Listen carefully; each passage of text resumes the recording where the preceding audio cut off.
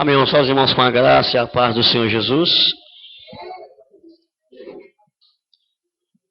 Vamos abrir, irmãos, a palavra de Deus nessa noite no Evangelho de Mateus. Evangelho de Mateus.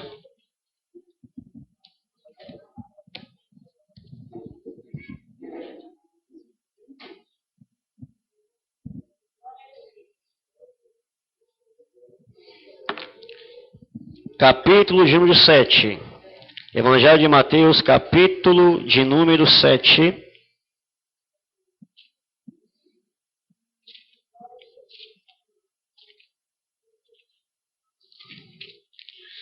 Iremos ler somente o versículo de número 28.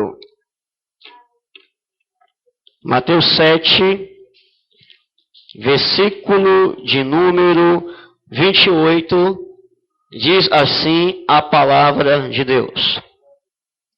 Quando Jesus acabou de proferir estas palavras, estavam as multidões maravilhadas da sua doutrina. Irmãos, podem sentar nessa noite. Louvado seja Deus. Até, irmãos, ontem à noite eu não sabia o que eu iria pregar nessa noite. Aliás, amanhecendo o dia de hoje, eu ainda não sabia, irmãos, o que ia pregar aos irmãos nessa noite. Na realidade, nós nunca sabemos. É Deus sempre quem sabe o que vai transmitir à igreja do Senhor. Mas, irmão, nesse dia, Deus colocou em meu coração uma palavra mais doutrinária para a igreja, mas uma palavra doutrinária nos seus primórdios, ou seja, o princípio da doutrina de nosso Senhor Jesus Cristo. E para isso, irmão, nós temos que perceber que a época, o passado, o decorrer dos séculos anteriores, eles puderam influenciar grande parte da cristandade. E muitos passaram a acreditar em coisas que na palavra de Deus não consta. Mas por causa dos tempos que se passaram no decorrer dos séculos, começaram a se elaborar ensinos, doutrinas, costumes na igreja que se chama de cristã muitas vezes e não é. E passou a acreditar que muitas coisas que se faz parte da doutrina da palavra de Deus. Nós falamos muito, por exemplo, nas conferências anabatistas sobre a questão da hierarquia nas igrejas. Falamos também acerca da hierarquia de pastores na igreja. Quando nós falamos isso nas conferências anabatistas, nós tentamos explicar que uma igreja ela não tem o domínio sobre outras congregações, ou uma congregação ela tem domínio sobre outras congregações, mas nós acreditamos pela palavra de Deus que cada congregação ela é independente. Ela é independente nos seus dízimos, nas suas ofertas. Ela é unânime doutrinariamente na palavra de Deus, mas não existe para nós uma igreja sede, como muitos aí estão acostumados a fazer essa observação. Nós temos uma congregação no bairro, a pessoa diz, hoje é quinta-feira, nós vamos para a igreja sede. Nós não acreditamos nisso, porque nós acreditamos que cada congregação é independente, e nós nos reunimos no culto de doutrina, particularmente em Fortaleza, porque lá tem a união doutrinária para toda a igreja. Mas não que lá seja a igreja sede, uma igreja que está dominando sobre as outras. Mas, com o decorrer dos tempos, dos séculos, como aqui falei, muitos passaram a acreditar nessa questão, de que tem uma igreja maior, mais poderosa financeiramente, mais pomposa, e ela tem o domínio sobre as outras, além do que os dízimos e ofertas que entrarão naquelas congregações irão ser transportadas para a igreja sede. Além de muitos acreditarem que isto é o correto, é o certo, e não ter base na palavra de Deus, nós encontramos também, irmão, em nossos dias, também passados, a questão de hierarquia de pastores. Um pastor que está acima de outros pastores. Um pastor presidente que domina sobre os outros, que domina sobre os demais. Aliás, há uma hierarquia até no meio de que nós temos que granjear uma escala até chegar a ser o pastor. Eu não sei como é que funciona isso, mas é o diácono, é o obreiro, é o oficial, depois o evangelista, depois o auxiliar. Não sei como funciona direitinho essa questão, até chegar a ser pastor. E você vai ganhando cada vez mais cargos, subindo numa hierarquia, até chegar a ser o pastor presidente. Isso aí, irmãos, também está constatado em nossos dias, e muitos têm acreditado que isso tem base bíblica, que está na palavra de Deus também. Mas a palavra de Deus nos revela claramente que o mesmo presbítero é o mesmo pastor é o ancião, o mesmo ancião é o bispo, apenas são palavras sinônimas, o dom é o de pastor, mas na hora, irmãos, de exercer o dom, nós iremos ou presidir, ou se aplicarmos mais à palavra de Deus, à doutrina, ao ensino da palavra, mas o fato é que não existe essa hierarquia nas igrejas. Como também eu quero falar uma outra observação nessa noite, sobre a questão da função do pastor. Também, irmãos, se passou a acreditar no decorrer dos tempos que o pastor ele tem uma função. E a função que chegou até o nosso intelecto, o nosso pensamento, a nossa concepção, é de que o pastor é alguém que tem que visitar a casa dos crentes, casa por casa.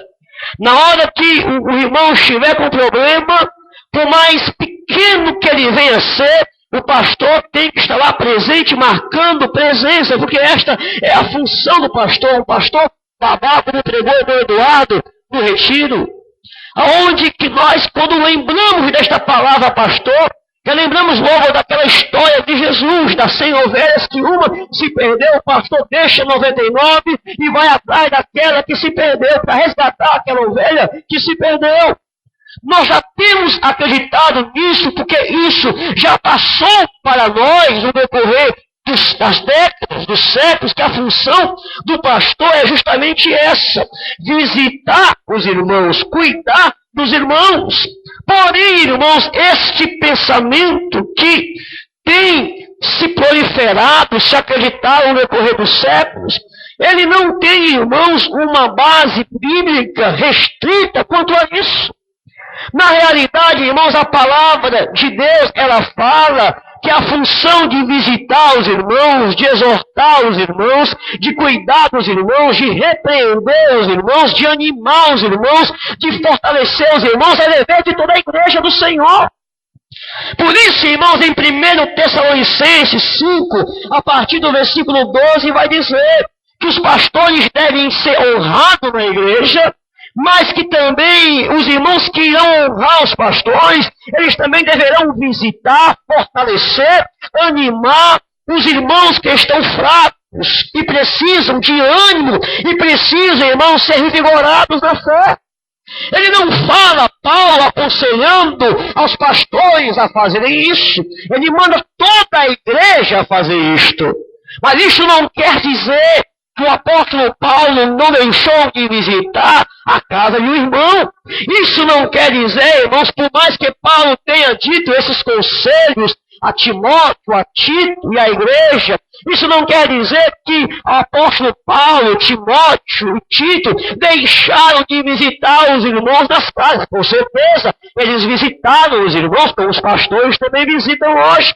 Mas não é, irmãos, que a função primordial do pastor seja a visita de lares, não seja, irmãos, uma vida intensa social, como assim faziam os fariseus, como diz a palavra de Deus.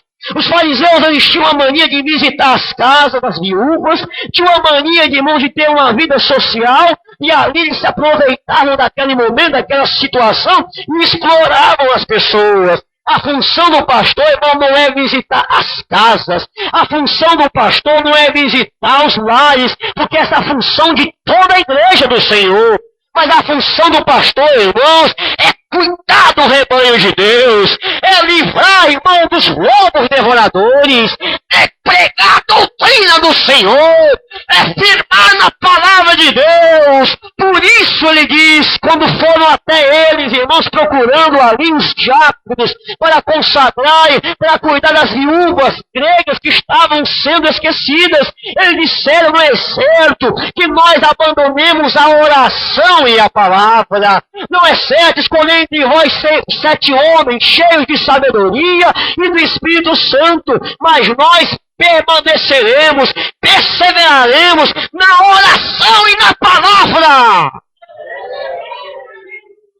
Se nós formos para a Bíblia Sagrada, nós vamos ver que essa é a função de toda a igreja. Aliás, se essa fosse a função só do pastor, o pastor não aguentaria, irmãos, ter que visitar tanta casa, tanto lá. Porque ele mesmo tem uma vida particular, ele mesmo tem família, ele mesmo tem filhos, ele mesmo tem obrigações, e assim a igreja não cresceria, irmãos. A igreja só cresce, irmãos, é porque os discípulos do Senhor estão pregando a palavra de Deus, estão fazendo a obra de Deus, estão discipulando, estão, irmãos, pregando o Evangelho. Se Calcaia cresceu, se Calcaia está crescendo, irmãos, é porque o pastor Janda e o pastor Diego se mantêm fiéis à doutrina, mas se ela está crescendo também, é porque esta igreja está pregando a palavra de Jesus, está evangelizando, está discipulando, está fazendo a vontade de Deus na sua palavra. Ninguém faz a obra de Deus sozinho, irmãos. Essa é a concepção bíblica, não daquilo que muitos passaram a acreditar no decorrer dos séculos. Muitas coisas, muitas vezes, por exemplo, nós temos a ceia do Senhor. Quando nós realizamos a ceia nas casas, nos lares, com o pão e partimos o pão, todos nós partimos o pão. Quando tomamos o suco de uva ali nas casas, nos lares, quando alguém de outro ministério vê aquilo ali, rapaz, que seita é essa, rapaz? Que heresia é essa? Que eu sei, a ceia é no templo, é as tacinhas ali, é aquela filhinha ali, os diáconos servindo. Que heresia é essa? Interessante, irmãos, é que a ceia que a gente faz está na Bíblia, e essa aí não está na Bíblia, irmãos. Mas nós somos a seita. Realizamos de forma diferente. Nós realizamos não o que está na cultura, realizamos o que está na palavra de Deus. Mas o homem se fecha para a verdade da palavra de Deus. Porém, eu falei isto nessa noite como introdução, para mostrar aos irmãos que, quando Jesus pregou a sua palavra no Sermão do Monte, a multidão maravilhou-se da sua doutrina. Se nós, irmãos, se a Bíblia Sagrada, aliás, fala de uma doutrina, é porque ela tem um valor todo especial na palavra de Deus. A palavra doutrina, aos olhos de muitos hoje em dia, ela não é mais necessária ser pregada, defendida, porque ela é vista como hoje como algo que divide, que traz perturbação ao meio do povo de Deus. Porém, o que se deve ensinar hoje é justamente a salvação em Cristo Jesus. Pregar Jesus Cristo como o Cordeiro de Deus que leva o homem para o céu e perdoa os seus pecados. Mas em falar doutrina, não. O importante é falar de Jesus, ganhar as almas dos homens, mas falar de doutrina, nós não podemos falar isso porque nós iremos dividir a igreja de Deus. Nós iremos falar coisas, aliás, que não é nem do agrado de Deus, muitos dizem. Porque o que importa é levar o homem para o céu, perdoar ele os seus pecados, e isso é o mais importante que há para a igreja. Este pensamento, irmãos, como os outros que eu citei aqui como exemplo, também tem se proliferado no meio do povo evangélico, de que a doutrina, ela não é necessária.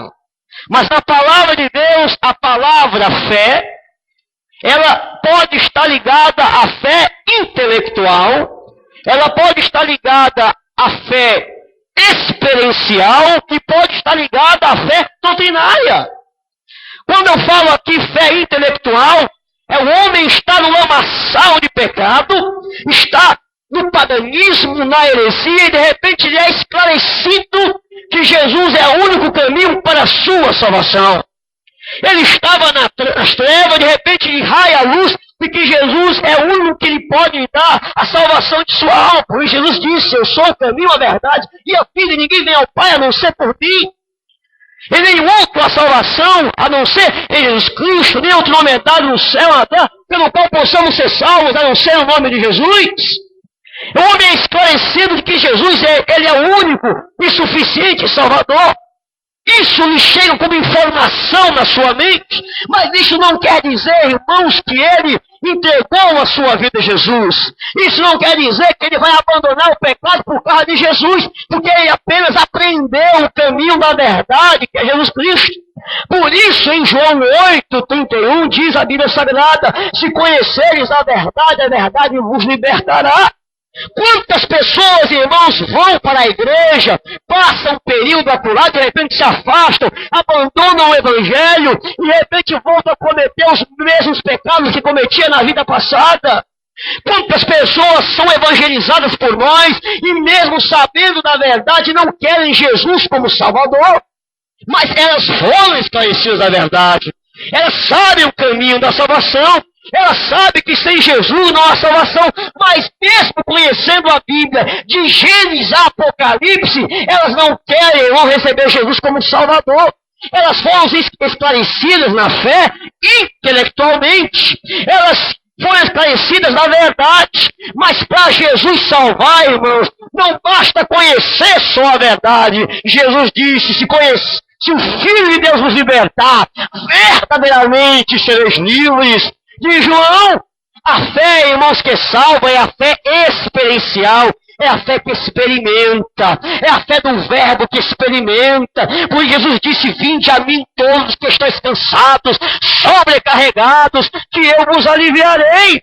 Por isso o apóstolo Paulo diz, com tua boca confessais a Jesus como Senhor, e em teu coração tu creres, será salvo. Jesus disse, aquele que vem a mim, de maneira nenhuma o lançarei fora. Jesus disse, irmãos, que se quem crê nele, irmãos, Deus tem o poder de fazer dele o homem, o Filho de Deus. Nós temos a fé experiencial, não apenas a fé intelectual, nós temos a fé que experimenta, a fé que toca em Jesus, a fé que absorve em Jesus, a fé que invoca Jesus, a fé que entra no coração do homem, a fé que transforma, a fé que liberta o pecador. Mas nós temos a fé doutrinária, irmãos. Esta fé doutrinária, por inúmeras vezes, a palavra fé vai apresentar-se na Bíblia como doutrina. O apóstolo Paulo, ele cansou de inúmeras vezes de chamar, irmãos, a doutrina de fé cristã. Ele disse inúmeras vezes que a fé que uma vez foi entregue aos santos. Ele disse, de Judas, eu queria escrever para vocês acerca da fé comum. Mas devido aos acontecimentos que estão acontecendo, devido às perturbações doutrinárias, eu quero escrever para vocês acerca da fé que de uma vez por todas foi entregue aos santos, ou seja, a fé bíblica, a fé doutrinária. Meus irmãos, se a doutrina não fosse importante, irmãos, não tinha necessidade de João combater os gnósticos dizendo, que os gnósticos diziam que Jesus ele não veio em carne. Aí João se manifesta dizendo, todo aquele que não confessar que Jesus veio em carne é do anticristo. Não é, se a doutrina não é importante, irmãos, por que que Paulo escreve aos crentes da Galácia dizendo, olha, se alguém vos anunciar outro evangelho, além daquele que nós já anunciamos a vocês, seja amaldiçoado. Não anuncio entre vocês outro Cristo, outro Espírito, outro Evangelho, somente aquele que nós pregamos para vocês. A doutrina é importante. Mas nós podemos perceber isso nessa noite.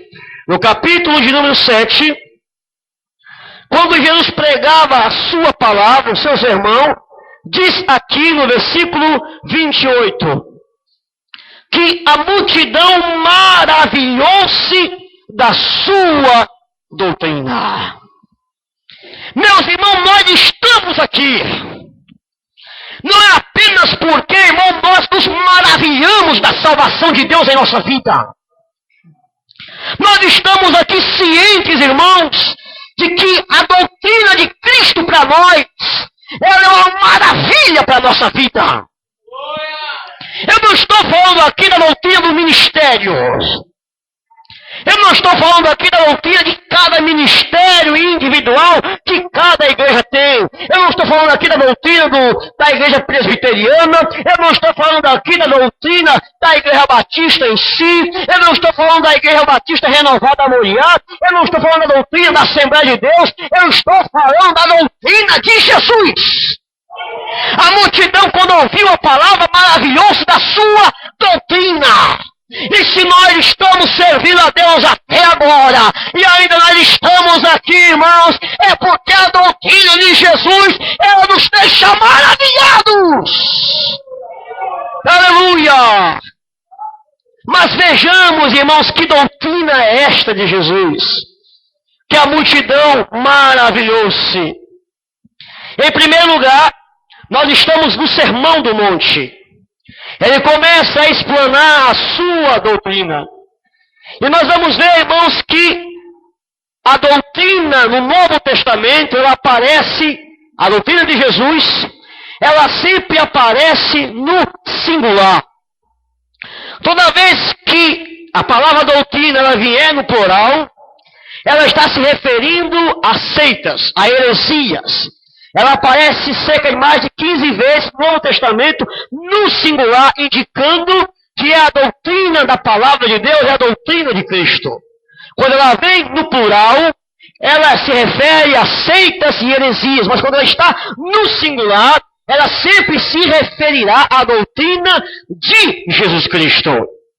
E nós vimos, irmão, no Sermão do Monte, de que uma das primeiras doutrina que Jesus se maravilhou, que a multidão se maravilhou, foi o dever ao próximo.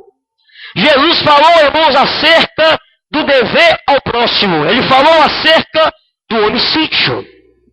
Ele disse que o homem não poderia matar, mas disse que se alguém odiasse alguém no coração, já tinha cometido o homicídio. O crente em Jesus, ele não pode, irmãos, ter mágoa, ele não pode, irmãos, ter ódio, porque se assim ele estiver, ele está matando já alguém no coração. Esse é o princípio da doutrina de Jesus. Aliás, quando alguém, irmãos, tem mágoa ou ódio de alguém, a pessoa passa a ser escravo daquilo. Porque a pessoa ela começa a adorar a Deus, ela começa a invocar o nome do Senhor, ela começa a estar na igreja, quando de repente ela se lembra que tem mágoa de alguém, e ela começa a perceber que tudo que ela fez para Deus não valeu de nada.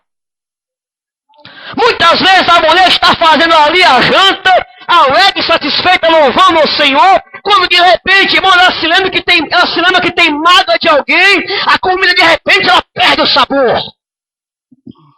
Porque a pessoa passa a ser escrava da mágoa, escrava daquele ódio. E Jesus nos alertou acerca disso, que nós não podemos odiar ninguém no coração, porque se assim for, já cometeu adultério. O que eu quero dizer, meus irmãos, não adianta pregar a doutrina da igreja, se primeiro não estiver obedecendo a doutrina de Jesus. Muitos podem estar pregando com ódio, com mágoa, mas tem que seguir o princípio da doutrina de Jesus. Não pode odiar ninguém no coração. Jesus falou, irmãos, do adultério. Ele falou que não podemos olhar para uma mulher com desejo impuro, com um olhar de cobiça, como objeto sexual, e desejar a mulher, porque se assim for, estaremos cometendo o adultério. Alguém desejar do coração já cometeu adultério. Ele falou acerca, irmãos, do divórcio. Que o homem casando-se não poderia se separar, a não ser por práticas ilícitas de prostituição. O homem casando não deveria, irmão, se separar. Deus odeia o divórcio. Jesus falou, irmãos, acerca dos juramentos.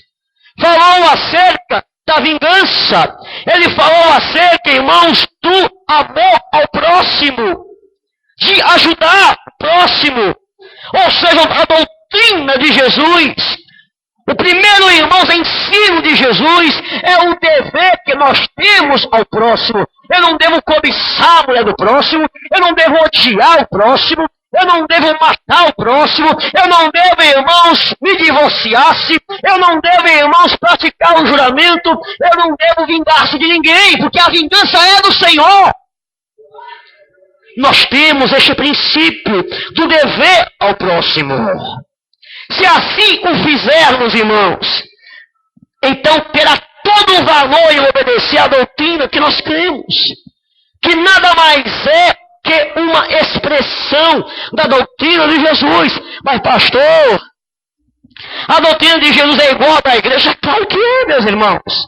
Em inúmeras passagens do Novo Testamento, o apóstolo Paulo deu continuidade à doutrina de Jesus. E em inúmeras epístolas da palavra de Deus, o apóstolo Paulo falou sobre o divórcio, falou sobre o casamento.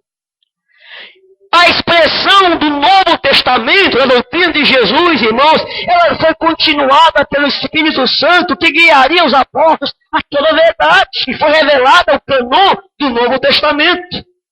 Tudo que Jesus falou no Sermão do Monte foi explanado ainda mais no Novo Testamento, através da vida dos apóstolos. Porém, uma das coisas que Jesus fala é também a vida de piedade. Está em Mateus 6, do 1 ao 23. Nós vamos ler essa noite devido o tempo. Mas em Mateus 6, do 1 ao 23, Jesus fala, irmãos, da vida de piedade. Ele fala do dever de dar esmolas. Ele fala como se deve orar. Ele fala do modelo da oração. E ele fala como jejuar. Muito esquecido é, irmãos, a doutrina de Jesus, o dever de dar esmola. Quando nós falamos em vida de piedade, lembramos da oração, lembramos a leitura da palavra de Deus, mas muitas vezes nós nos esquecemos, irmãos, que existem pessoas necessitadas que precisam de ajuda. O princípio da doutrina de Jesus, irmãos, é também ajudar o próximo, ajudar o irmão necessitado, o irmão que precisa. A nossa bênção, irmãos, é a bênção da igreja, é a bênção dos irmãos também.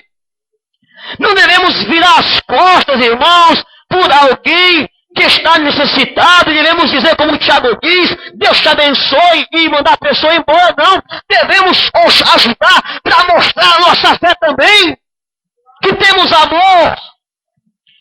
Eu estava examinando nesses dias a pregação dos pastores e pude perceber a pregação de alguns. Comprei o dever das pregações e comecei a examinar a expressão pastoral de alguns. Eu me falo muito com... Eu observei mais ou menos o pastor Eladio estava pregando amanhã no Picuí, o pastor Eladio, mas é um irmão que prega, irmão, abençoadamente o pastor Eladio. É aquele que sai da novelinha. É aquele que diz, tira os brincos. É aquele que diz, deixa de fazer coisa errada, arruma a tua vida, anda em santidade. É o pastor, irmãos, que prega e zela muito pelo exterior, que é, irmãos, prova da nossa verdadeira santidade que deve estar no nosso coração. Eu pude examinar, irmãos, o pastor logo pregando, vem fogo do céu e resolve tudo. Manda poder e os crentes se ajeitam. Prega do céu. A minha não vou dizer. Pude examinar o pastor Diego. Um pastor, irmãos, que fala muito em caridade. Um pastor filantrópico. que olha para esse lado social. Meu irmão, está na palavra de Deus. O crente tem que ajudar o próximo, tem que amar o próximo, sim. É a doutrina de Jesus. Está aqui. É a doutrina de Jesus. Aleluia. Ele falou, irmãos, acerca de como se deve orar. Tem crente que chega no culto de oração, não sabe nem como vai começar a orar. Olha para o Pai Nosso, é a oração modelo. Pai Nosso que está no céu, começa olhando para cima, irmão. Começa colocando o coração em cima, em Deus. Seja feita a tua vontade, tem expectativa. Tem expectativa que Deus vai operar, seja feita a tua vontade, assim na terra como no céu. O pão nosso de cada dia nos dai hoje, dá graças a Deus pelo que tu tens. Meu irmão, perdoa nossas ofensas. Meu irmão, olha o coração mandando do Pai Nosso, que não vai faltar oração, não vai faltar palavras, não vai faltar exaltação, não vai faltar louvor, não vai faltar, irmãos, pedindo, não vai faltar agradecimento a Deus. Ele nos deu um modelo de oração. Ele disse, irmãos, como se deve orar. Ensinou a orar. Ele ensinou como a jejuar. Parece que a prática do jejum está ficando escassa hoje em dia, irmãos. A prática do jejum. O irmão vai jejuar, a primeira coisa que dói é a cabeça e a barriga. É a falta de costume. Claro que vai doer, irmão, se não tiver costume de jejuar e orar, vai doer a barriga, vai doer a cabeça. Mas o crente, irmão, mesmo que doa a barriga, mesmo que doa a cabeça, ele vai jejuar, porque ele quer se comunicar com o Senhor.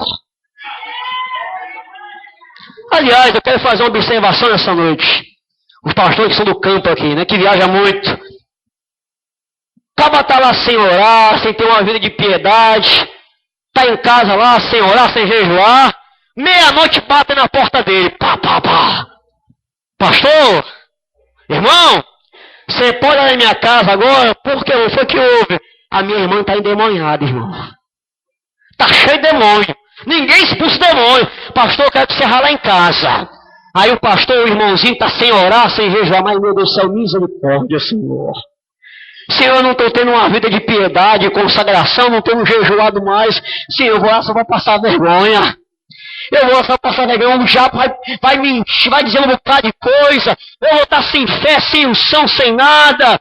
Meu irmão, eu quero dizer uma coisa nessa noite. Mesmo que você esteja bem espiritualmente, ou não, mesmo que você esteja se consagrando, ou não, o diabo vai mentir do mesmo jeito, irmão. O diabo é o pai da mentira.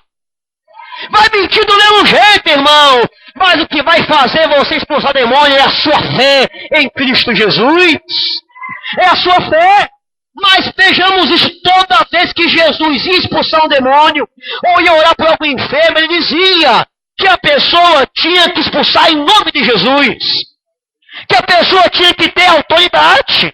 Que a pessoa tinha que estar orando e tinha que estar jejuando também, irmãos. Se expulsa pela fé. Mas a pessoa tinha que estar orando, jejuando, buscando a Deus e com autoridade no nome de Jesus ainda. A questão é, irmãos, que se alguém não estiver se consagrando, não estiver tendo uma vida de piedade, meus irmãos, a pessoa vai se sentir fraca, miserável, incapaz. Mas se você estiver orando, se você tiver uma vida de piedade, se consagrando, irmão, você se sente apto, porque você está sentindo a presença de Jesus mais forte dentro de você. Que vai expulsar a sua fé em nome de Jesus. Mas a oração e a fé e a consagração vão lhe manter mais firmes nisso aí, irmãos. Para poder envergonhar o diabo e expulsar o demônio e a enfermidade no nome de Jesus.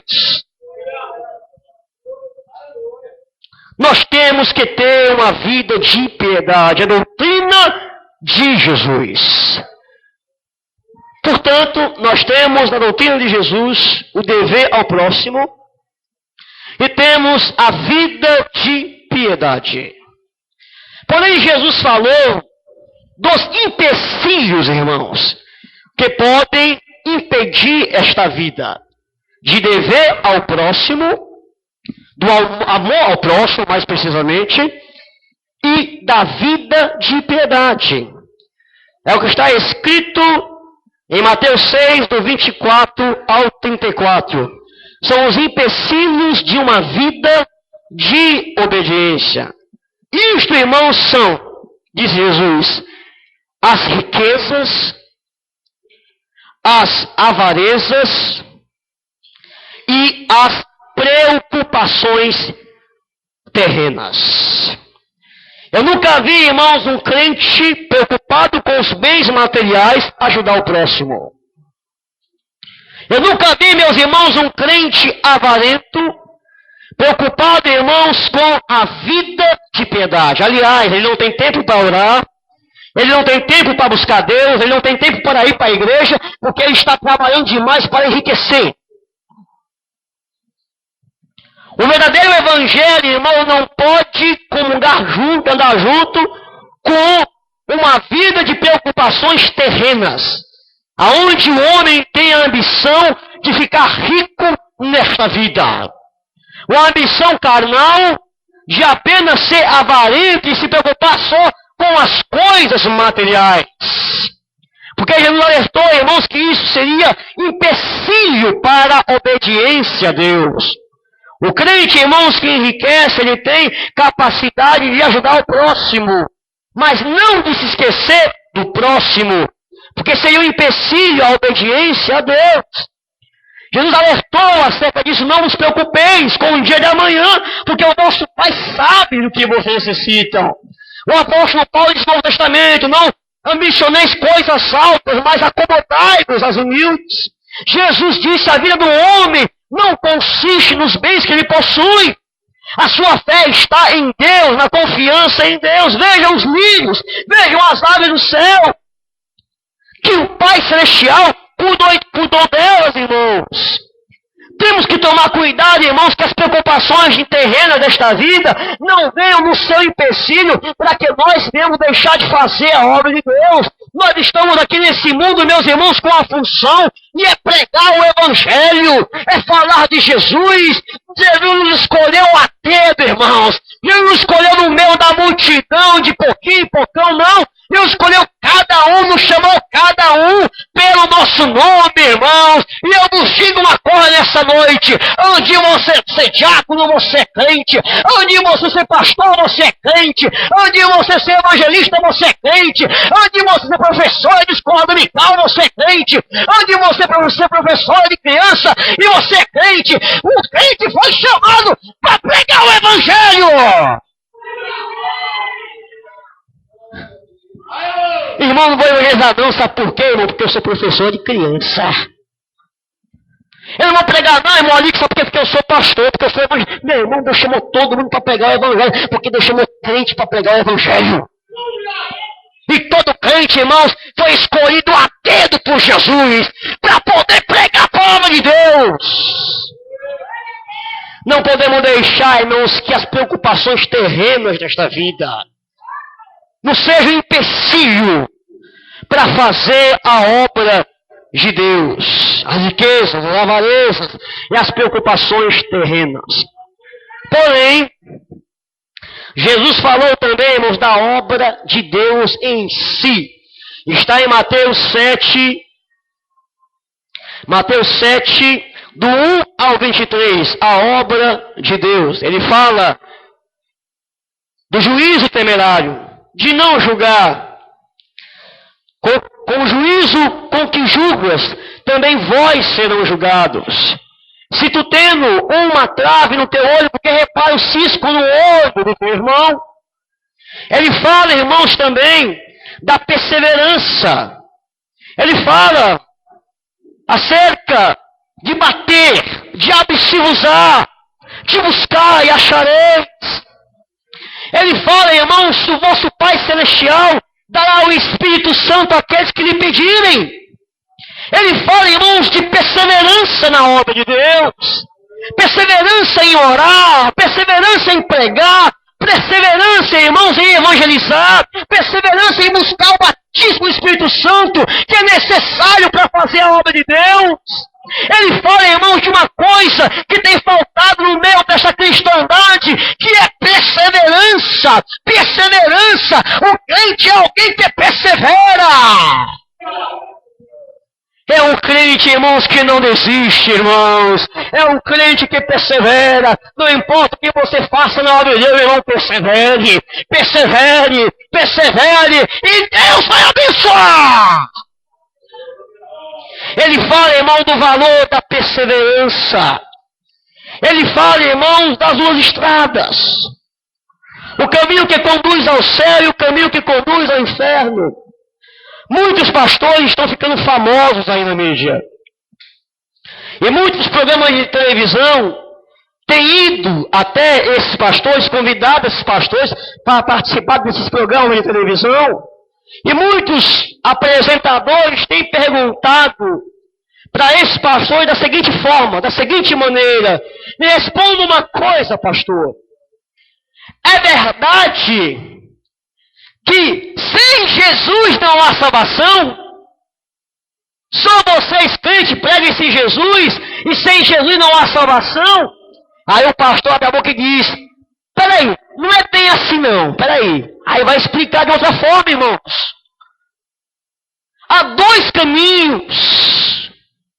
O que conduz ao céu e o que conduz ao inferno, duas estradas. E sem Jesus não há salvação, meus irmãos. Ele alerta da pregação do Evangelho, da Palavra de Deus. Ele fala, irmão, dos falsos profetas. Essa semana eu fui dar um estudo bíblico em uma congregação. E um dos irmãos me fez a seguinte pergunta: pastor, o senhor não acha que existem tantas congregações aí no interior? Congregações que têm 10 anos, 12 anos, 18 anos aí no interior. E essas congregações que aí tem, elas ainda não têm pastores. Por quê, pastor? Que ainda não foram consagradas nessas igrejas, pastores. Muitas congregações aí no interior, como Horizonte, como Pacajus, do presbitério lá de Fortaleza, o presbitério de Calcaia também tem, muitas congregações. Por que ainda não foram consagrados pastores neste lugar? Aliás, pastor, tem vários anos que essas congregações estão ali sem pastor. E eu disse, irmãos, nós não sabemos o tempo que aquelas igrejas ficaram sem pastor. Nós não sabemos o tempo, nós sabemos que um dia Paulo falou a Tito, a Timóteo, que eles colocassem em ordem, fossem em ordem as coisas que ainda restavam, e assim consagrassem pastores ali. Mas nós não sabemos o tempo, o intervalo que teve quando nasceu ali o primeiro crente, a primeira igreja ali. E o tempo que levou, irmãos, para que aquela igreja, Paulo pudesse falar agora sim, coloque os pastores. Consagre os pastores. Nós não sabemos o tempo de espera para isso. Poderiam ter sido 10 anos, 15 anos, 20 anos, nós não sabemos ao certo quantos anos foram, irmãos. Mas o fato é que a obra de Deus, ela nunca é feita por necessidade, ela é feita pela vontade de Deus, pela direção de Deus. Por isso que Paulo diz, irmãos, não impõe as mãos precipitadamente sobre ninguém. Realmente, quando for impor a mão, essa pessoa tem que ser imposta a mão sobre ela, quando realmente ela vem até o dom pastoral, não porque algum lugar está precisando de um pastor. Muitos irmãos não têm percebido, irmãos, que em inúmeros ministérios nós perdemos a conta da quantidade de pastores que tem, que não tem guardado a sã doutrina. Você vai para outro ministério, tem cerca de 20, 30 pastores. Você vai para outro, tem cerca de 20 a 30 pastores. E eles não têm o chamado pastoral e nem têm guardado a palavra de Deus, meus irmãos. Do que adiantou tantos pastores para escandalizar o Evangelho? Melhor um pouquinho, irmão, cheio do Espírito Santo, com o nome de Deus, para guardar a doutrina do Senhor. Com isso eu estou dizendo que não aparecerão, irão aparecer à vontade de Deus. mas não serão impostas as mãos por causa de necessidades. Serão impostas as mãos por causa da vontade do Senhor. Essa semana o pastor experiente, o pastor Diego é mais informado nessa área, o pastor Jânio também, mais informado que eu talvez nessa área. E para puxar conversa evangelística com o meu patrão, ele estava arrumando um ar-condicionado lá no trabalho. Ele arrumou, levantou as mãos para o alto para sentir o gelo do ar-condicionado. Na hora que ele levantou as mãos, eu disse, glória a Deus. Aí ele começou a rir, puxou a conversa para o evangelho. Aí ele começou a me dizer o seguinte, que tinha um pastor aí que tinha pegado um cartão de crédito, um cartão de banco, e tinha pedido não só o cartão, ele queria a senha também do cartão, porque sem a senha ele não podia fazer nada. E meu patrão disse que esse irmão era da igreja Assembleia de Deus. Não pode, a Assembleia de Deus não faz isso, a Assembleia de Deus não faz isso, não faz um negócio desse não, como é que pode chegar a esse ponto? E de repente, irmãos, eu descobri quem era o pastor, eu não sabia. Pastor renomado, conhecido. Foi colocado o dom pastoral sobre ele, foram colocadas as mãos sobre ele. Levou o título de pastor, tem fama, tem renome. E faz uma besteira dessa, meu irmão. Para escandalizar o evangelho. Do que adianta tantos pastores se não tem compromisso com Deus e com a igreja do Senhor? Compromisso com o seu bolso, sim. Compromisso com riqueza, sim. Compromisso com a avareza, sim. Mas não tem compromisso com Jesus. Do que adianta, irmãos, tantos pastores blasfemando o evangelho? Vamos esperar em Deus, irmãos.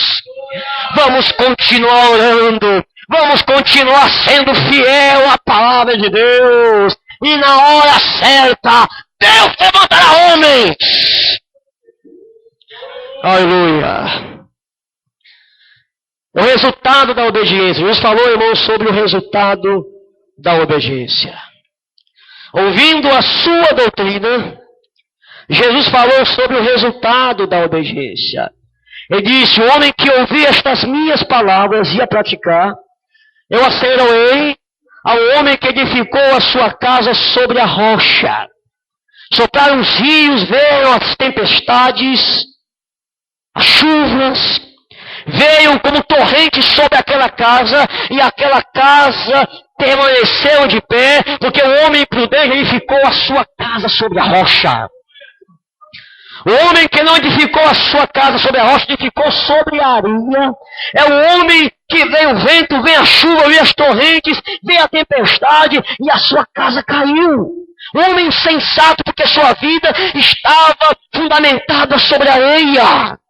Meus irmãos, neste mundo em que vivemos, irmãos, ele é um grande vento, uma grande tempestade que vem sobre a vida daqueles que são crentes, que vem sobre a vida daqueles que não são crentes, mas o crente é diferente, irmãos. Pode vir um vento, pode vir a tempestade, pode vir, irmãos, o sopro das águas, irmãos, mas o crente permanece ainda de pé.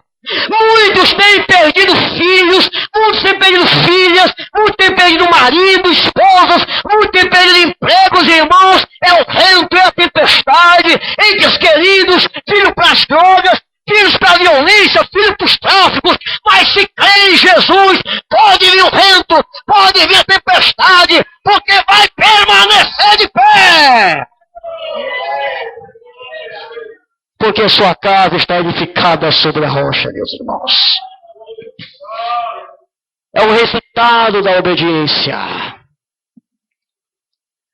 Mas Jesus fala também sobre a nossa condição, meus irmãos. É o que está no versículo de Mateus 5, a 13 a 20. Ele fala de nossa condição. Como quem diz, pastor, o que o senhor falou até aí é o sermão do monte, é os ensinos de Jesus. Mas pastor, que crente tem condição de cumprir esses sermões? Quantas vezes, irmão, nós escutamos isso quando estamos pregando a palavra de Deus? Você quer ser mais santo que os outros. Você quer ser muita coisa. A igreja de vocês quer ser diferente, quer ser acima demais, quer ser mais santo. Ninguém pode cumprir isso não. O sermão do monte, ninguém cumpre isso não. Ninguém cumpre isso. Mas aqui Jesus fala, irmãos, em Mateus 5, sobre a nossa condição, do 3 ao 20. Ele não diz que nós seremos luz, ele diz que nós somos sal e luz da terra. Nós já estamos, irmão, na condição de sal e na condição de luz. Nós somos luz deste mundo e estamos aqui para iluminar e para salvar este mundo, meus irmãos. Essa é a nossa condição perante Deus. Em Cristo Jesus, irmãos, nós já cumprimos a vontade do Senhor. Em Cristo Jesus nós já estamos brilhando e salvando este mundo. Quantas vezes nós ouvimos, mas pastor, no Antigo Testamento era melhor, era diferente, pastor. Porque no Antigo Testamento Deus se manifestava em teofania, vinha lá o Cristo pré-encarnado, descia, aparecia Moisés, aparecia os profetas, aparecia Elias, eles ouviam a voz de Deus. Como é essa, irmãos? Em relação a todo o povo de Israel, quem ouviu a voz de Deus, assim, teofania, anjos, foram poucos homens.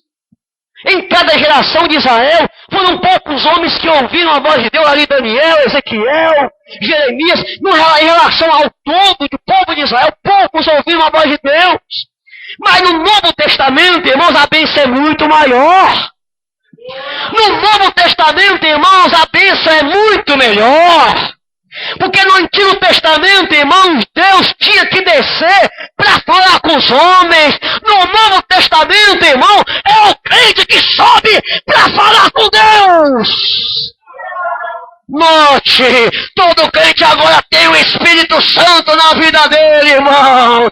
Falando ao seu coração e guiando a toda a verdade. Na hora que ele ora, na hora que ele lê a palavra, na hora que ele clama, ele sobe e entra na presença de Deus. Por isso a palavra de Deus diz, irmãos, que nós já estamos assentados em Cristo Jesus, nas regiões celestiais. Louvado seja Deus. Nós somos sal e luz, irmãos. A justiça que excede a dos fariseus. A nossa justiça é a justiça que excede a dos escribas e fariseus. Nós, irmãos, o que está faltando é crente subir, irmão. Não é Deus descer, não. O que está faltando é crente subir em oração. É subir em clamor. É experimentar a presença de Deus como deve ser experimentada. Louvado seja Deus. Mas nós falamos aqui nessa noite do dever ao próximo, a vida de piedade, os empecilhos de uma vida de obediência à obra de Deus, o resultado da obediência e a nossa condição perante Deus. Mas não acabou, irmão. Ainda falta a esperança. Vamos ver o que a Bíblia diz em Mateus 5, a partir do versículo 1. Eu deixei a esperança para o final, porque a esperança é o final mesmo, irmão. Mateus 5, 1 diz: vendo Jesus as multidões, subiu ao monte, e como se assentasse, aproximaram-se os seus discípulos. E ele passou a ensiná-los, dizendo: bem-aventurados os humildes de espírito, porque deles é o reino dos céus. Bem-aventurados os que choram, porque eles serão consolados. Bem-aventurados os mansos, porque eles herdarão a terra. Bem-aventurados os que têm fome e sede de justiça, porque serão fartos. Bem-aventurados os misericordiosos, porque eles alcançarão misericórdia. Bem-aventurados os limpos de coração, porque verão a Deus. Bem-aventurados os pacificadores, porque serão chamados filhos de Deus. Bem-aventurados os perseguidos por causa da justiça, porque deles é o reino dos céus. Bem-aventurados sois quando por minha causa vos injuriarem e vos perseguirem, e mentirem e disserem todo o mal contra vós.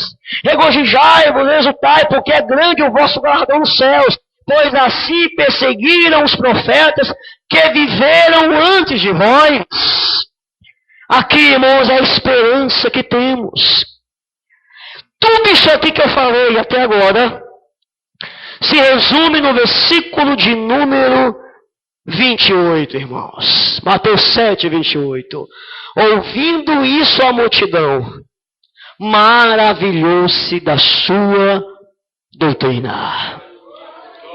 O que eu quero dizer nessa noite, irmãos, é que não adianta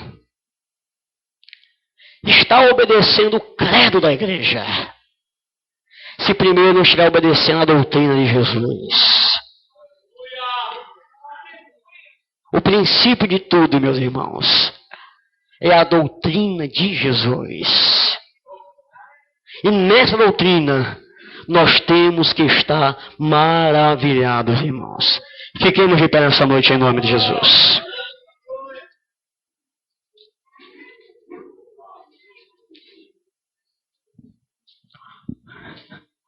Hoje eu tentei pegar que nem o pastor Jander, viu, irmãos?